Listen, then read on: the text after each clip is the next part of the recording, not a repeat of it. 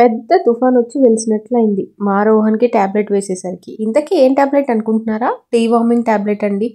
ప్రతి 6 మంత్స్కి ఒకసారి మనం పిల్లలకైతే ఈ డీవార్మింగ్ టాబ్లెట్ అనేది వేయాలి. ఏమన్నా పొట్టలో నులుపురుగులు ఉంటే అవైతే చనిపోతాయి. వీళ్ళకి 1 ఇయర్ నుంచి అయితే ఈ టాబ్లెట్ స్టార్ట్ చేయాలండి. 1 to 2 ఇయర్స్ అయితే హాఫ్ టాబ్లెట్. మా రోహన్ 2+ ఇయర్స్ కాబట్టి 1 ఫుల్ టాబ్లెట్ ఇలా పౌడర్ చేసి నీళ్ళలో కలిపి తాగిపిస్తున్నాము. యాక్చువల్లీ అయితే ఇది చేసి అంటే లైక్ నవిలి తినే టాబ్లెట్, కానీ పిల్లలు అప్పుడే నవిలి తినలేవారు కాబట్టి ఇలా పౌడర్ చేసి అయితే తాగిపిస్తున్నాను. ప్రతి 6 మంత్స్కి ఇలా చేయడం వల్ల, టాబ్లెట్ వేయడం వల్ల నూలు పురుగులు అనేవి ఏమన్నా ఉంటే చచ్చిపోతాయి.